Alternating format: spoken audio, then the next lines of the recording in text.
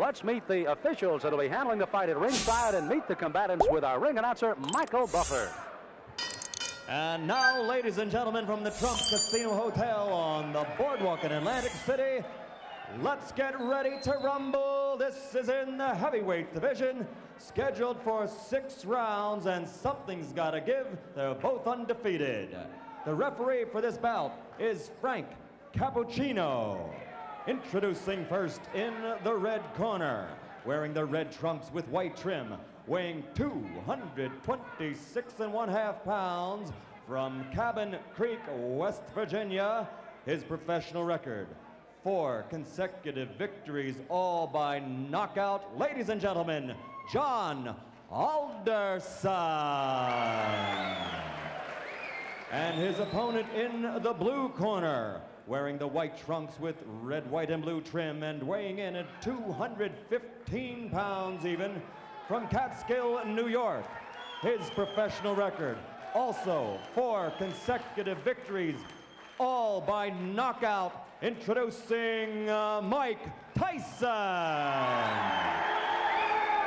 He'll be the popular one tonight as Frank Cappuccino talks to him. I want you to understand one thing. I want a good, clean, hard fight.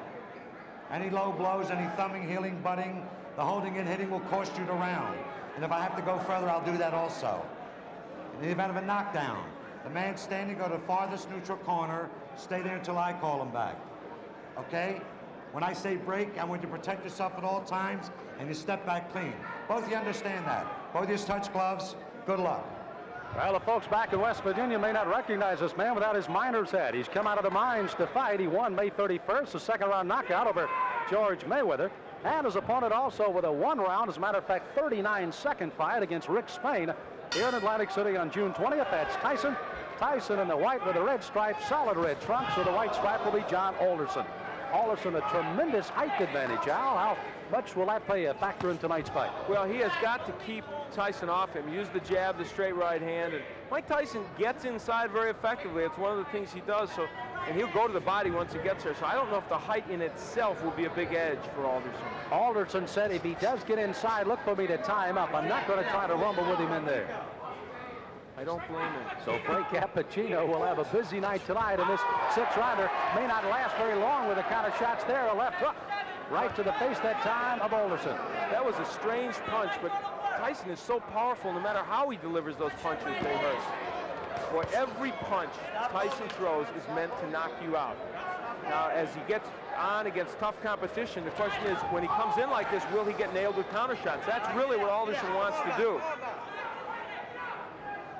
Tyson, you heard documented, of course, the young man fighting and fighting very well, amateur 25-2, a boxing historian, reads book after book of boxing and watches all historic films of the greats. He's got an edge. His manager, Jimmy Jacobs, has the largest fight film collection in the world, so he can look at all those. He does look at all the former heavyweight champs. And of course, he's a long way from being that, but he's such raw talent at his age, you can't help but think about it. How much pressure and how much can a 19-year-old take putting the pressure on to be the youngest champion in the world?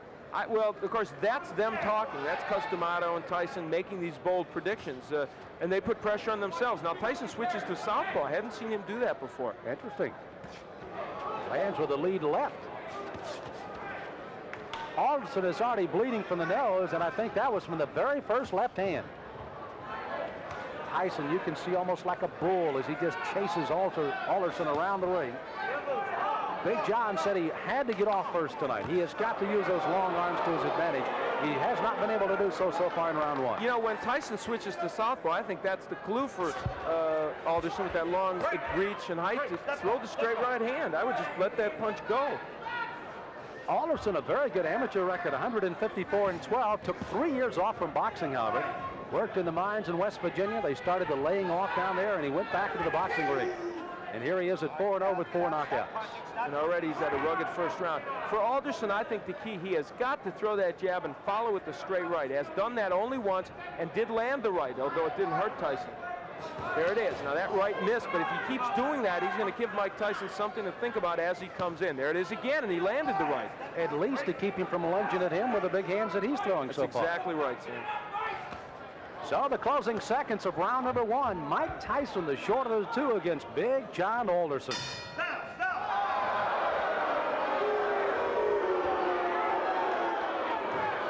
Mike Tyson delivers punches often in a very awkward fashion. Look at this left hand. That was a jab, but boy, he was off balance when he threw it. Still had a lot of power against Alderson. This is round number 2 of a scheduled 6-rounder heavyweights. Mike Tyson in the white trunks, Big John Alderson in the red. Alderson hailing from Cabin Creek, West Virginia, the home of the great basketball player, former Los Angeles Laker Jerry West. Alderson, as a matter of fact, plays basketball and softball just to stay in shape right now.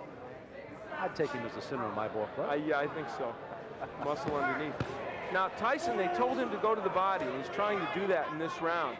But Mike hasn't been that busy when he gets on the inside. Good uppercut by Tyson. Alderson, you saw there, tried to lead in with a left jab and a right hand, but left himself wide open for the ducking Mike Tyson as he went right underneath. Mike Tyson doesn't wear any socks. I don't remember seeing a fighter in a long time that doesn't wear any socks. Or if he does, they're so short they don't even peek out over his shoes. I don't know what that's apropos of. It's the first time I've ever seen it, and it's kind of odd. Now there's the right. Oh, good countering right hand, and that stunned Alderman. He backs up another right hand, a combination by Tyson, and he goes on the attack. On the inside, Tyson is just ferocious. He throws those good, short, quick punches. The longest fight Tyson has ever been in has been a 4-rounder. He got a knockout there. His other 3 fights were first-round knockouts. Dan Halpin, I guess, is the only man, and this one may not go much longer, as a crushing right hand sends Alderson down. He's got a terrible cut over the left eye already. Frank Cappuccino right down in his face. He's going to make the count at 8. But that cut just on the outside of the left eye starts to ooze some blood now, and Tyson goes right back in on top of it.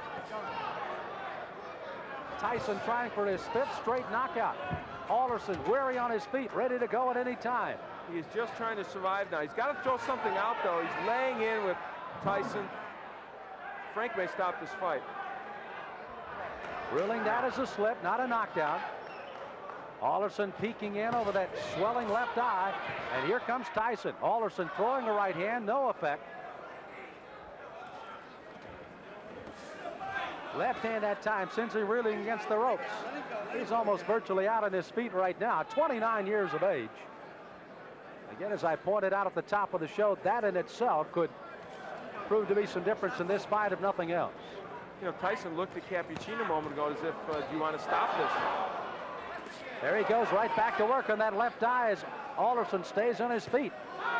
Try to gamely throw a right hand as you see the closing moments of the 2nd round here. Alderson down in this round, may survive as he goes down again at the bell. He's got to get up. Now, a fighter cannot be saved by the bell in any round with the exception of the last, so he must come to his feet at the ruling of the referee says okay. He is, and he goes into his corner. But if he comes out to answer this bell, it'll be a gutty performance by Big John Alderson. Here's his mouthpiece. Here's his mouthpiece. Here's his mouthpiece. Look, why don't you just come back and fight another day? Huh? Okay.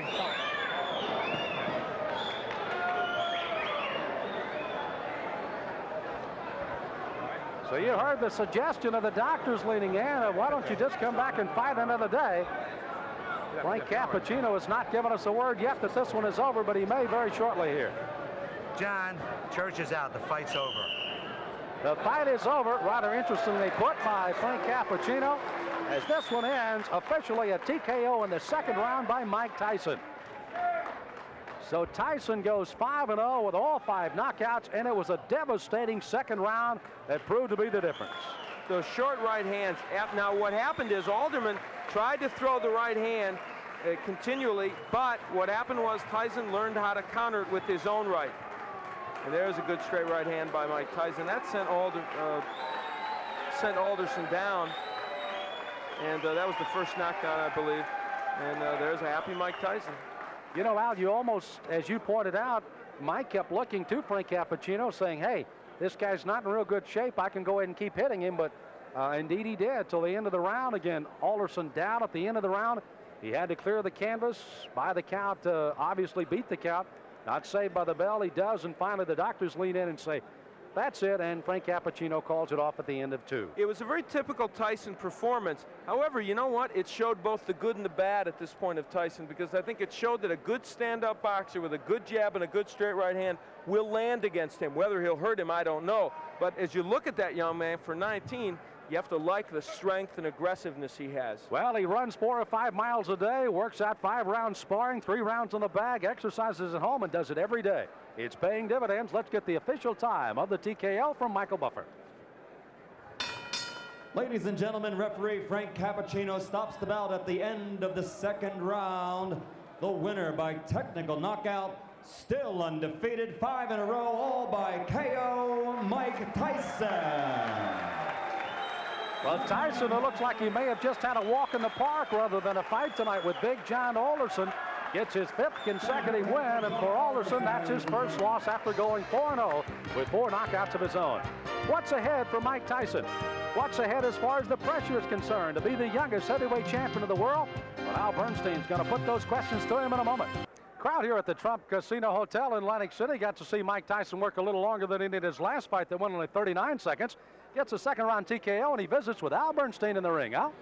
Well, Mike Tyson, it was a performance in which you showed, I thought, the power that we know you have and the aggression, but also maybe walked into a couple more right hands than you'd like.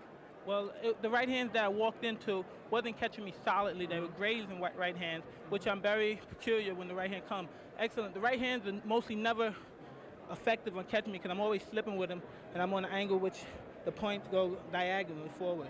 Okay, let's take a look at the last knockdown when you sent him down, and you can comment on it for us. Well, it's rolling a little bit in our monitor, but basically you really had a lot of power and you were nailing him with short punches. I was nailing with punches because I saw he was more accepted to the right hand because he was leaning on his right hand side, and more acceptable to right hand. I felt a little funny. I wasn't right. I wasn't Mike Tyson that you saw earlier in the past because of the star buildup. It was a little intimidating.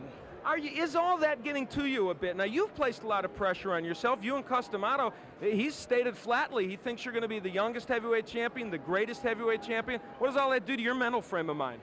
Well, I don't look at it that way because deep inside, when I'm not involved with boxing, I'm just a 19-year-old kid. And when I'm in the ring, then that's when I take care of business. Today was more difficult, a rugged performance because of the man's height. And he wasn't there to fight. He was there to try to last. He wasn't there really to fight. And he was running, and it made it more difficult because he was only there to survive. All right, well, Mike, congratulations. You got the win. That's the key. Excuse me, I would like to say happy birthday to my friend Diane Irvis. God bless you, and hope to have many more birthdays. All right, you gave her a little birthday present. Let's go back to Sam at ringside.